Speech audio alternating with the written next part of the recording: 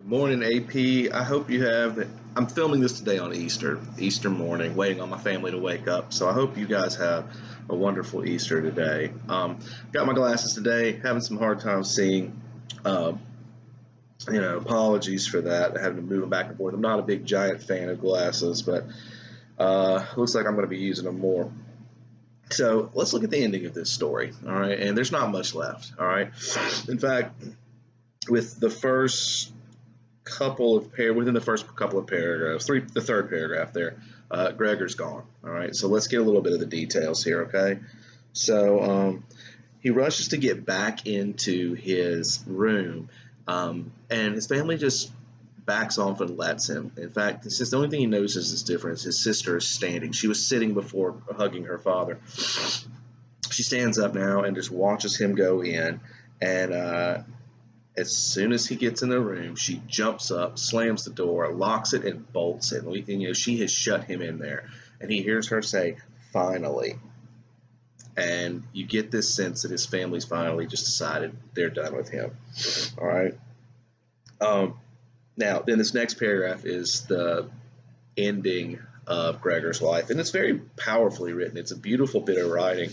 Um, you know, Kafka is not one of the writers who, when I read him, I think about, wow, he does such an amazing job with his word choice and his prose. Although he does a great job, I mean, he's amazing.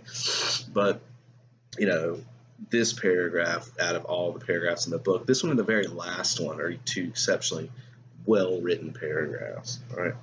So he says, and now, Gregor asked himself and looked around in the dark. He soon discovered that he could no longer move at all. He didn't wonder at this. On the contrary, it had seemed unnatural to him that he had been able to move before on such thin legs. Besides that, however, he felt relatively comfortable. He did have pains all over his body, but it seemed to him that they were becoming weaker and weaker and would finally die away altogether. He could hardly feel the rotten apple in his back or the inflamed surrounding area, which was now completely covered in moist dust. He thought of his family with compassion and love. His conviction that he had had to disappear was even more definite than his sister's. He remained in this state of empty and peaceful contemplation until the clock tower struck 3. He experienced once more the approach of daylight outside the window. Then, unwilled, his head sank fully down, and from his nostrils his last breath weakly streamed forth. So, once he finally realizes that his family doesn't want him around anymore, and he's being a burden to them, and, their lives would be better without him, he just gives up, and that's the end of it. So, it is a very anticlimactic scene. I mean, I don't know how we could have ended this in a different way, though. I mean, Gregor, based on what we know about Kafka, this is his idea, I think, of what he wanted to do. I don't know that Kafka he's presented as a weak person based on the biography we've seen. And I mean, I don't know much about him. I don't know. I haven't ever read like a really intense biography on this guy. But, he may have been too weak to and I don't want to say it's a strong thing to commit suicide. Okay. Don't make that mistake. But it does take a certain type of resolve. And I just don't know if Kafka had it. And he may have, for most of his life, just wished he would die.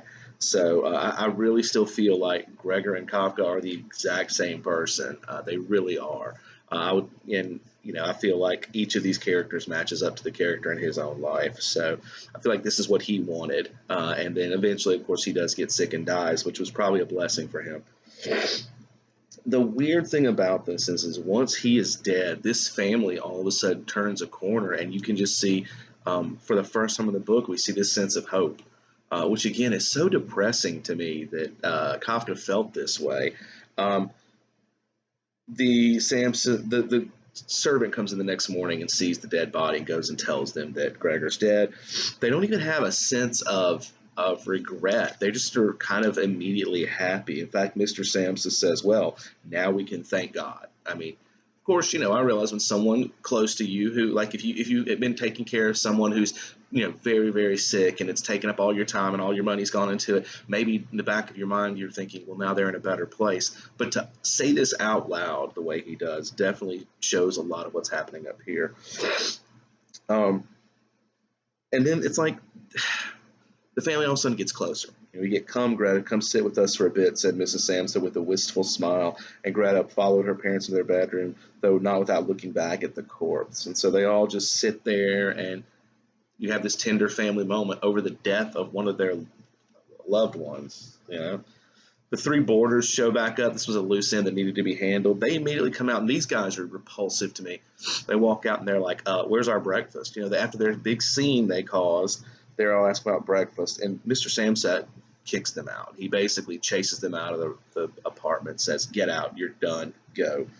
Um, so all of a sudden he seems rejuvenated and ready to fight this battle. Then they say that he's talking about the lodgers as they leave, and then the family's going down too. It says the lower they went, the more the Samson family lost interest in them. That's the lodgers. And as a butcher's boy carrying his burden on his head with dignity passed them, and they climbed high above them, and he climbed high above them, Mr. Samson left the landing with the women, and they all returned as if freed from a burden to their apartment. Now, it may seem like the burden is the lodgers, but the burden was Gregor. They're freed of this burden. They don't need the lodgers now because they can sell the apartment, move to something cheaper. And so their life is taking a definite turn for the better. They decide, all three of them, to take the day off. And they're just going to spend the day together doing some things. The servant comes in and wants to, apparently she threw the body away, and she wants to tell him all about it. Mr. Samsa won't let her because he knows it will hurt his wife and daughter, which we've never seen him show concern for anyone in this story, but all of a sudden now he's showing it. As she leaves, Mr. Samsa says, "Tonight we fire her. We're going to find a new apartment, which will save us some money too." He says, "But let what's past be past and take some care of me for once." So, and they all sit, and we have the scene of them all sitting there hugging their father or husband. And then we get the last paragraph, which I'm not going to read the whole paragraph, but I want to read a couple of phrases. We see wording that we've never seen in this story. This story has had a dark, depressive tone the entire time. At no point was there any sense of happiness. But listen to phrases like, took a trolley to the open air beyond the city. This trolley was drenched with warm sunlight. Leaning back comfortably in their seats, they discussed their future prospects. Their positions were altogether favorable and had great potential for the future. The greatest improvement of their present situation would have to come naturally from a change of apartments. So we get all of this imagery of outside. We haven't been outside the apartment yet. We get this imagery of outside, and everything's bright and sunny, and the future prospects for these people are great. They realize that, they look at Greta and realize how pretty she is, and that they need to start thinking about getting her a husband. So they're planning their futures. And we see this image that she's coming into her own right as we see Gregor's life ending. Hers is just beginning. All right. So when I read this way back, I think I had to read it in 10th grade. The ending to this puzzled me greatly. I was like, this is stupid. This, makes no sense. But again, you have to get inside the mind of Kafka, as he felt like the world would be better off with him gone. And this is how he envisioned things going. So what we have in Metamorphosis is not a great story.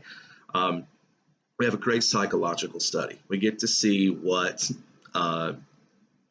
how a person who feels like they are a bug and they're a pest and they're a burden on society, how they feel, not only during their life, but what they think will happen when they're gone. So maybe it gives you some insight into why some people do take the step to commit suicide and things like that. Not that it's a understandable action or that we should ever consider it, but it does kind of give you a different view of why people could be this way. So that ends the Metamorphosis. And gets us through this week. If we stay on track with, let me look real quick. If we stay on track with what we originally had planned when school was still in, as this finishes, we'll have basically 2 weeks of classes left. Now, because I don't know if we come back in May or not, so let me say that right now. But because of the way this is set up, I'm not sure if we actually end in 2 weeks or it goes another week or two. But right now I'm going to plan for 2. This next week we're going to work really heavily on our legacy essay. We're going to do some elements of it, and I'm going to give you a couple of small things. But I'm going to start trying to ease you into this ending, and not that I can spend time with you, but spend a little bit of time with some things that maybe will apply to your future as you go through, okay? So I don't have a real plan ahead of me yet, but I'm going to start developing it over this next week while y'all are working on these. So I love you guys. Keep yourselves safe and sane, and I will see you next week.